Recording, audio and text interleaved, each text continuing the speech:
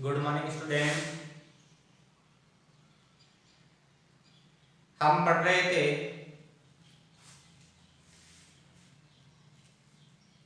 भू उपयोग यानी भूमि का जो विभिन्न कार्यों में उपयोग किया जाता है उसके बारे में हम पढ़ रहे थे।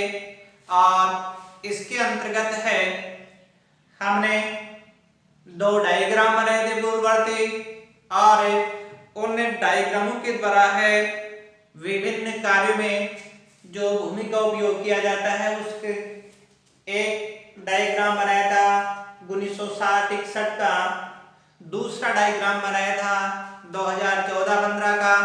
उसमें हमने एक संख्या के द्वारा अलग अलग जो भू उपयोग है उसको दर्शाया था।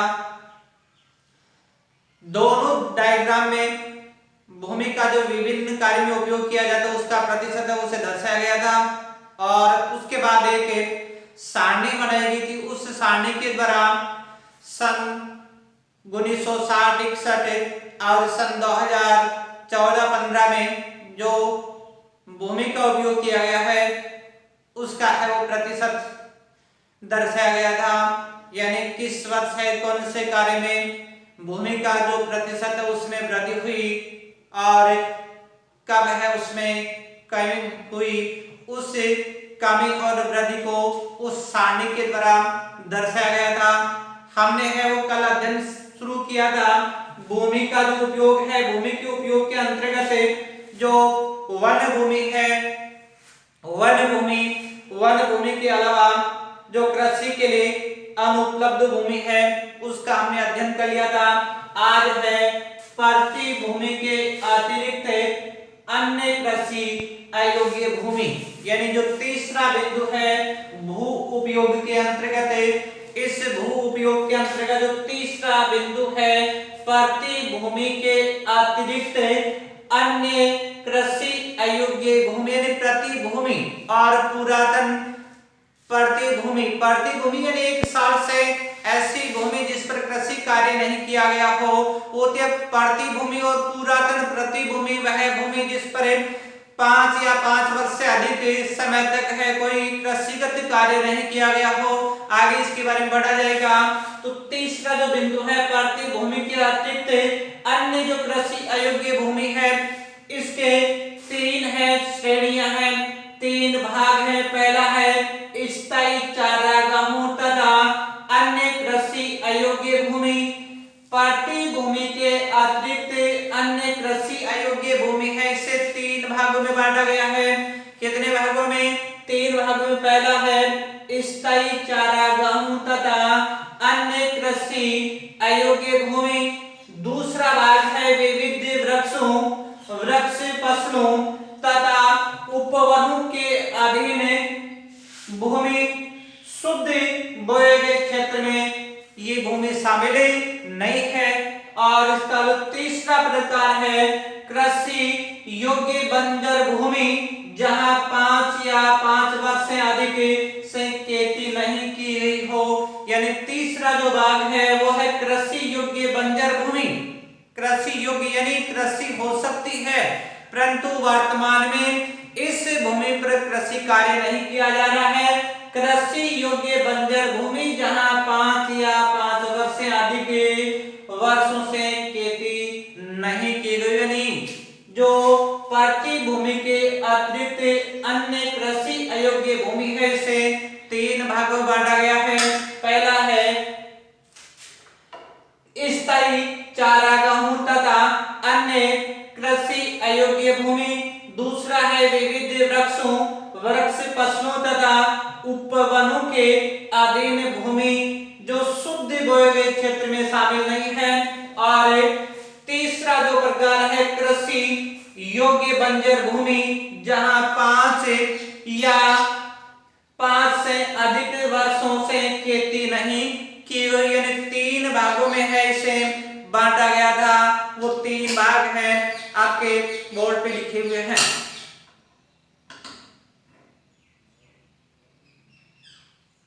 अब है चौथा प्रकार प्रतिभूमि। ये थी प्रतिभूमि के अतिरिक्त अन्य कृषि योग्य भूमि। और अब जो चौथा प्रकार है भू-उपयोग का वो है प्रतिभूमि। तो चौथा पॉइंट है वो डाल लो प्रतिभूमि।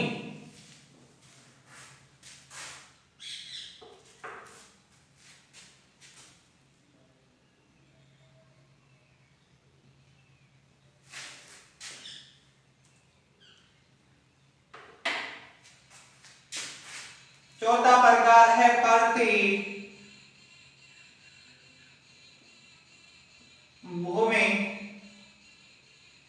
इसके अंतर्गत देखो दो भाग हैं। पहला है वर्तमान प्रति,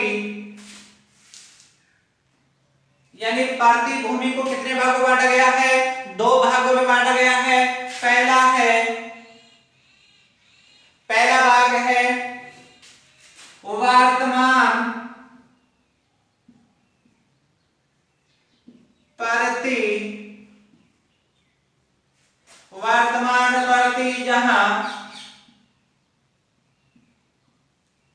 जहां एक कृषि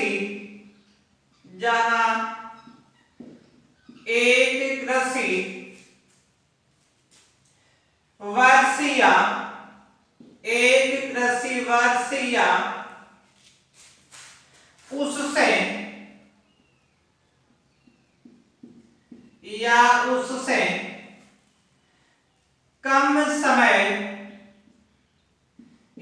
उससे कम समय से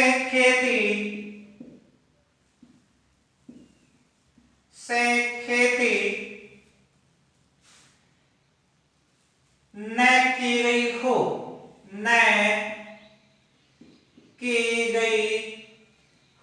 पहला है प्रतिभूमि के अंतर्गत वर्तमान प्रतिभूमि अर्थात जहां एक कृषि वर्ष या उससे कम समय से खेती नहीं की गई हो उसे वर्तमान प्रतिभूमि कहा जाता है। और दूसरा है, अब इसका भाग है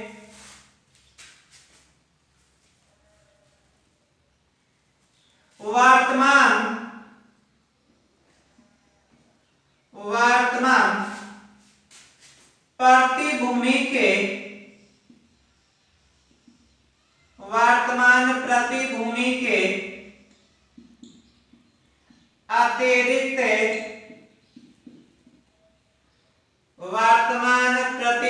के अतिरिक्त अन्य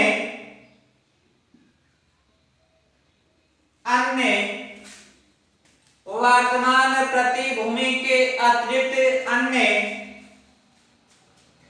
प्रतिभूमि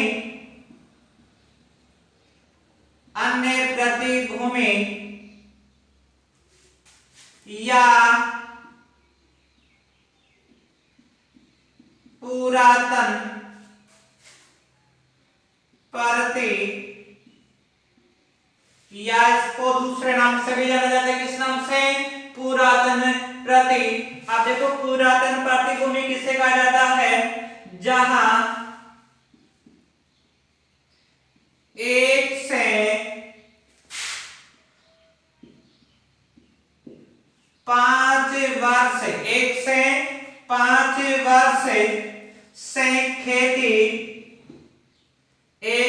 5 वर्ष से खेती न की गई हो उसे पुरातन या अन्य प्रतिभूमि के नाम से जाना जाता है। प्रतिभूमि जहां एक कृषि वर्ष या उससे कम समय से खेती नहीं की गई हो होती है वर्तमान प्रतिभूमि।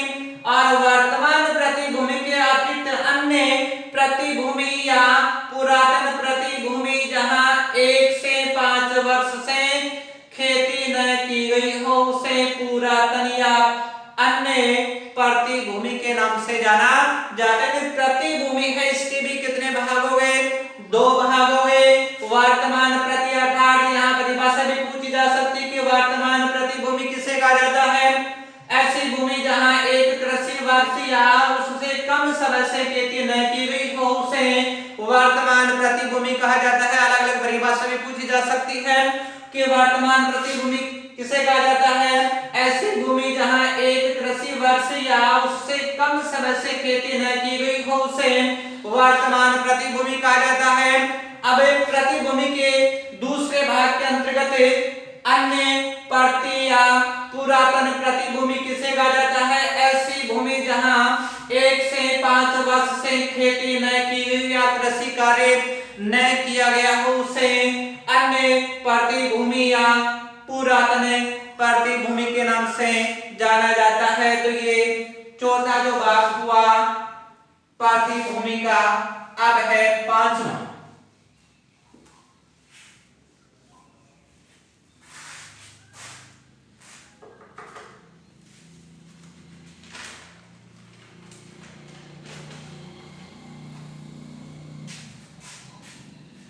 पांचवा जो भाग है वो है शुद्ध। पांचवा जो भाग है शुद्ध नेवल बोया गया क्षेत्र। पांचवा है शुद्ध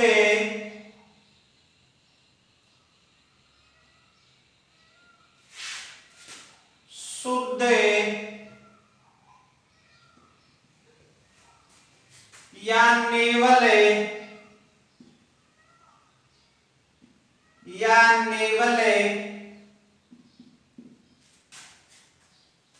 बोया गया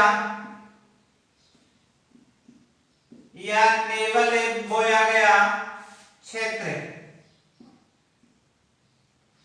भू उपयोग के अंतर्गत पांचवा प्रकार है शुद्ध या नेवल बोया गया क्षेत्र। देखो ये शुद्ध या नेवल बोया गया क्षेत्र किसे कहा जाता है? एक कृषि वर्ष में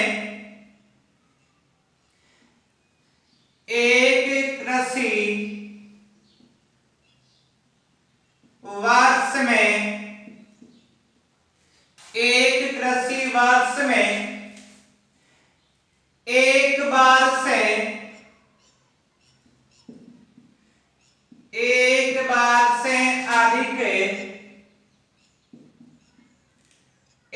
बार से अधिक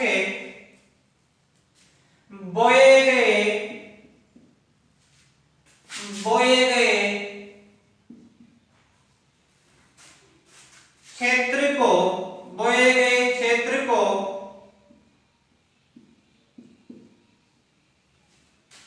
शुद्ध या नेवल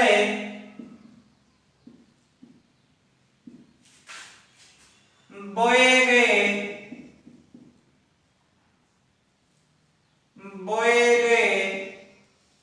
क्षेत्र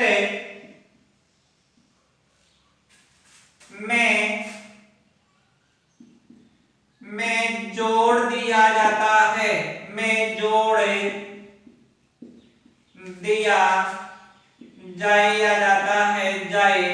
जोड़ दिया जाए तो वह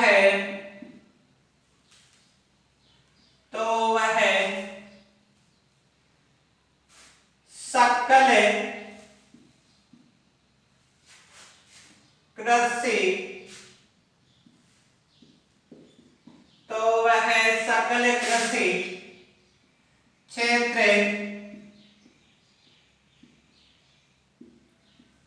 कहलाता है। यह शुद्ध या नेवल बोया गया क्षेत्र एक कृषि वर्ष में एक बार से अधिक बोए गए क्षेत्र को शुद्ध नेवल बोए गए क्षेत्र में जोड़ दिया जाए तो वह सकल कृषि क्षेत्र कहलाता है। यानी भू जो उपयोग है, भू उपयोग के ये 5 प्रकार हो गए। पांचवा था शुद्ध या नेवल बोया गया क्षेत्र।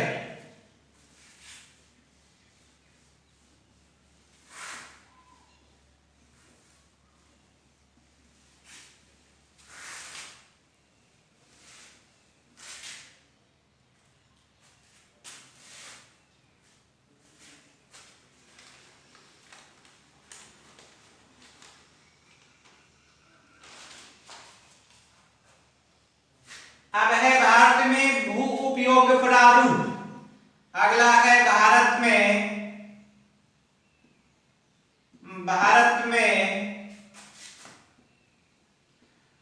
भू उपयोग प्रारूप, भारत में भू उपयोग प्रारूप यानी भारत के जो अलग अलग क्षेत्र हैं, इन अलग अलग क्षेत्रों में भूमि का जो उपयोग है वो भी अलग अलग कार्यों हेतु किया जाता है। कुछ राज्यों में अलग क्षेत्र का या अलग क्षेत्र में भूमि का उपयोग किया जाता है, किसी दूसरे राज्य में भूमि का उपयोग किसी दूसरे कार्य हेतु किया जाता है। यानी भूमि का जो भारत में भू उपयोग है या भू प्रारूप उपयोग है वो अलग अलग राज्यों में अलग अलग प्रकार से है। भू उपयोग भूमि के उपयोग, भू उपयोग का अर्थ है भूमि के उपयोग। भू उपयोग को निर्धारित, भू उपयोग को निर्धारित करने वाले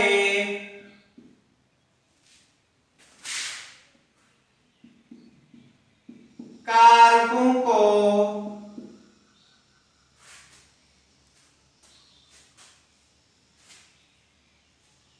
दो भागों में बांटा गया है, दो भागों में बांटा गया है।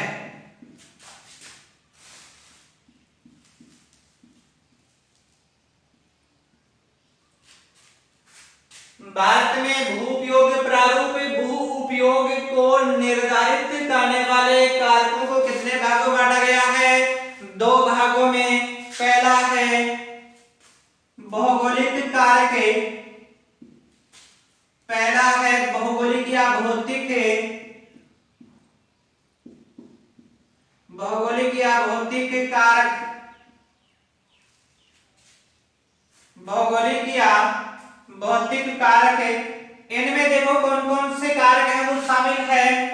भू आकृति, भू का अर्थ है भूमि की आकृति, भू आकृति भौतिक कारकों में पहला है भू आकृति, दूसरा है जलवायु, दूसरा जो भौतिक कारक है वो है जलवायु। इसके अंतर्गत भौतिक कारकों के अंतर्गत हो सकता है, पूछा जा सकता है कि भू उपयोग को निर्धारित करने वाले कारकों को कितने भागों बांटा गया है? दो भागों बांटा गया है, भौतिक कारक और दूसरा है मानवीय कारक। तो भौतिक कारकों के अंतर्गत पहला है भू आकृति, दूसरा है जलवायु, दूसरा कारक है जलवायु और तीसरा है मृदा के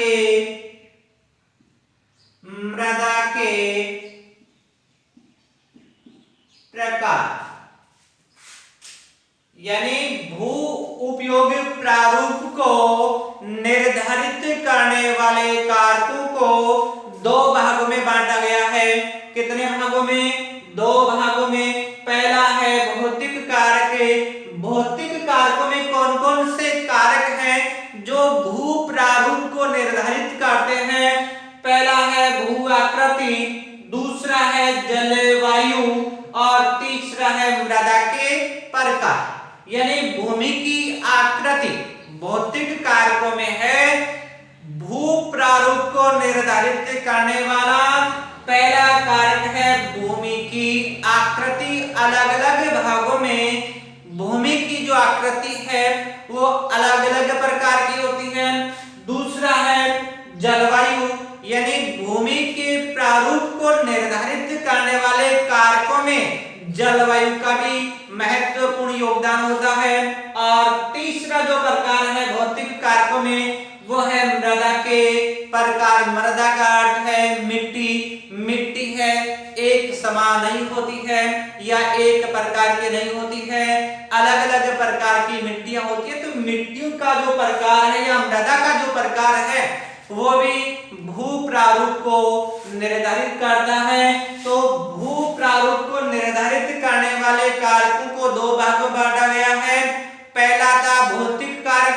भौतिक कारक के अंतर्गत पहला जो कारक था भू आकृति, दूसरा था जलवायु और तीसरा कारक था मृदा के प्रकार।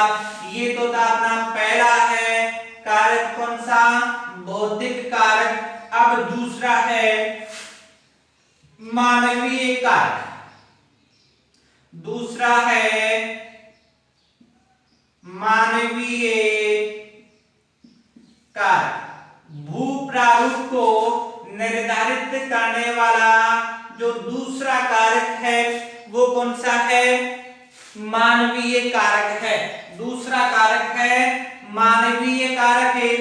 पहला कारक कौन सा था? भौतिक कारक और दूसरा है मानवीय कारक। भौतिक कारक के अंतर्गत है भू आकृति, जलवायु और मृदा का प्रकार। और अब मानवीय जो कारक है, मानवीय कारकों के अंतर्गत देखो कौन कौन से कारक या कौन कौन से तत्व हैं जिनके कारण भू प्रारूप या भू उपयोग का जो प्रारूप है उसमें भिन्नता पाई जाती है। मानवीय कारकों में जनसंख्या, मानवीय जो कारक है उसमें पहला है जनसंख्या। तो भारत के जो सभी राज्य हैं या सभी जो क्षेत्र हैं या सभी प्रदेश है उसमें जनसंख्या समान रूप से या एक समान नहीं है। पहला है जनसंख्या, दूसरा है घनत्व, दूसरा है घनत्व, तीसरा है प्रौद्योगिकी,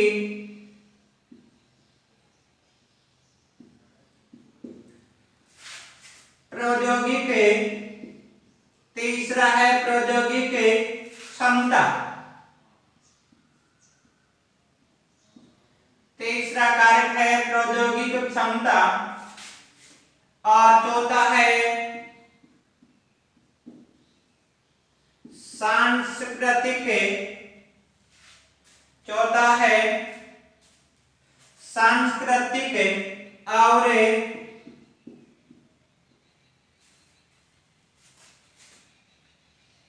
या संस्कृति को सांस्कृतिक जगह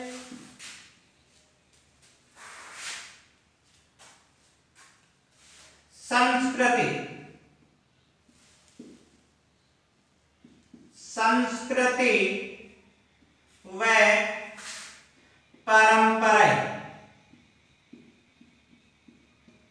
ये है मानवीय कारकों के अंतर्गत शामिल जो कारक हैं। पहला है जनसंख्या, दूसरा है घनत्व, तीसरा है प्रौद्योगिकी क्षमता, चौथा है संस्कृति व परंपराएं। ये भी क्या करती है? भारत में भू उपयोग प्रारूप को निर्धारित करने में अपनी महत्वपूर्ण भूमिका निभाती है। तो ये जो पहला प्रकार है, पहला प्रकार था भौतिक कारक, दूसरा प्रकार था मानवीय कारक। भौतिक कारकों में आपने पढ़ा भू आकृति, जलवायु और मृदा के प्रकार, और दूसरा जो मानवीय कारक है इसके अंतर्गत है जनसंख्या, घनत्व, प्रौद्योगिक क्षमता, संस्कृति व परंपराएं शामिल है। अब है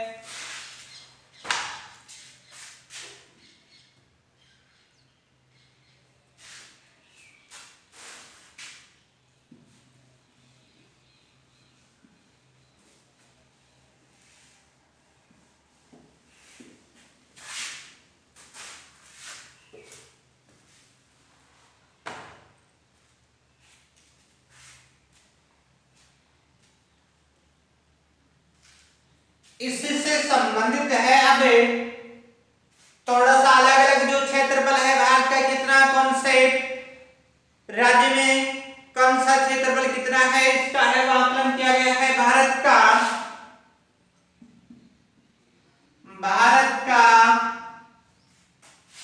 भौगोलिक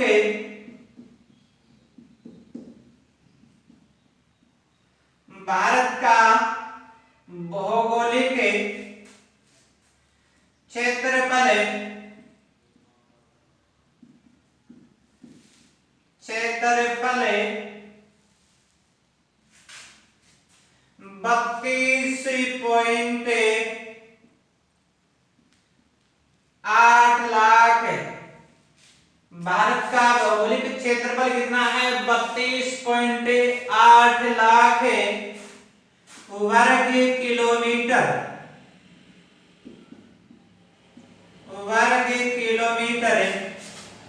है। भारत का भौगोलिक क्षेत्रफल है ये कितना है 32.8 लाख वर्ग किलोमीटर है। यहाँ पूछा जा सकता है छोटा प्रश्न कि भारत का भौगोलिक क्षेत्रफल वो कितना है 32.8 लाख वर्ग किलोमीटर क्षेत्र है। इससे में अब आगे है परंतु इसके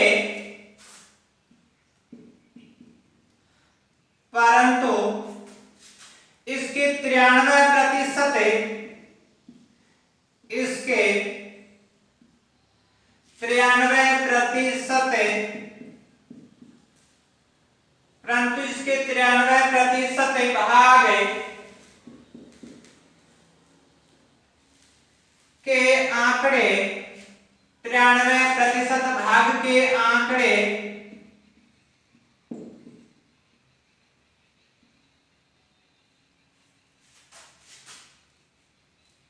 उपलब्ध है। यानी 100% माना गया। 100% में से कितने प्रतिशत के हैं वो आंकड़े हमारे पास उपलब्ध है 93% के आंकड़े उपलब्ध है। यानी 7% जो क्षेत्र है उसके आंकड़े हमारे पास नहीं है। क्यों? क्योंकि जो भारत का पूर्वी जो क्षेत्र है उसका आकलन या उसका हमें पता नहीं है। साथ में ही जम्मू कश्मीर में जो चीन और पाकिस्तान अधिकृत जो क्षेत्र है उसका भी आंकड़ा हमारे पास मौजूद नहीं है। आंकड़े उपलब्ध हैं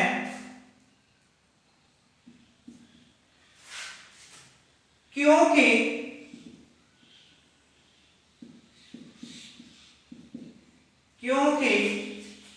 पूर्वोत्तर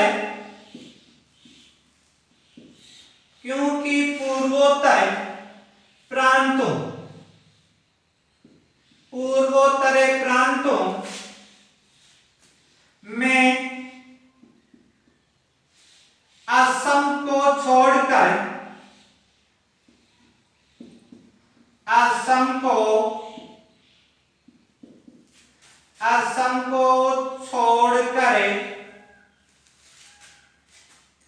अन्य प्रांतों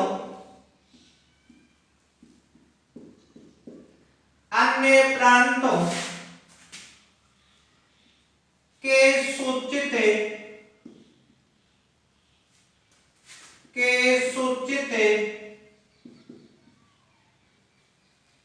क्षेत्र के बारे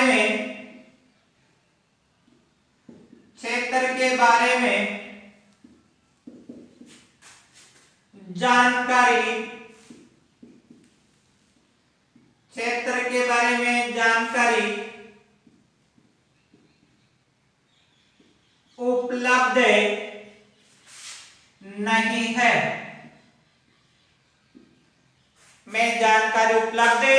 नहीं है। क्यों नहीं है? क्योंकि जो भूमि का जो क्षेत्रफल है पूर्ववर्ती जो पहाड़ी क्षेत्र है उसमें अरुणाचल प्रदेश है, सिक्किम का जो कुछ क्षेत्र है या और जो भारत के पूर्वी राज्य है मणिपुर है, मिजोरम है, इनका जो क्षेत्रफल है उसकी हमें सही जानकारी नहीं है। आगे है इसके अलावा यानी इन क्षेत्रों के अलावा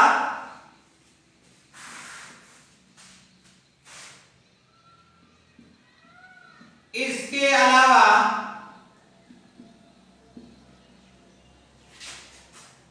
जम्मू कश्मीर, जम्मू कश्मीर में पाकिस्तान,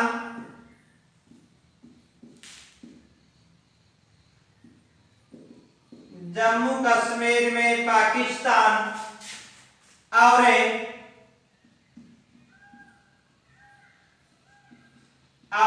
चीन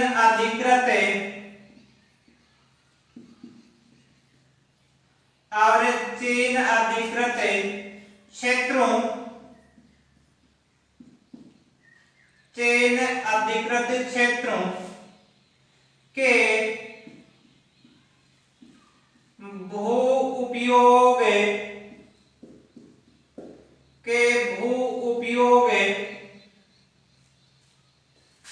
का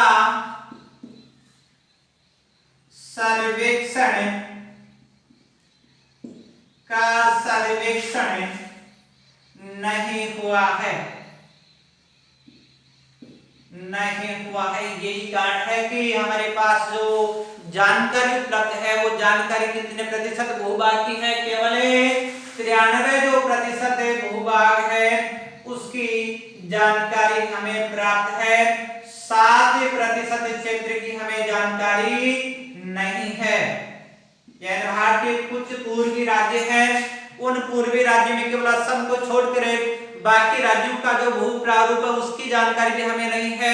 नहीं जम्मू कश्मीर का जो भू प्रारूप है उसकी जानकारी भी हमें नहीं, क्योंकि यहाँ पर कुछ क्षेत्र पर पाकिस्तान ने अवैध कब्जा कर रखा है, अधिकृत कर रखा है, और कुछ क्षेत्र है वो चीन ने अपने क्षेत्र में अधिकृत कर रखा है। तो ये आज अपना बिंदु था। आज है कितना है, जितना बड़ा है उसका टेस्ट होगा। आज तक जितना हमने पढ़ लिया है उसका टेस्ट होगा, तो बाकी जो बिंदु हमें पढ़े थे प्रथम टेस्ट के बाद जो भी बिंदु पढ़े थे उनका भी है वो टेस्ट होगा। टेस्ट से पहले जो बिंदु है उनमें से भी कुछ क्वेश्चन आ सकते हैं, तो जितना आज तक हमने पढ़ा है उसका टेस्ट होगा। Thank you.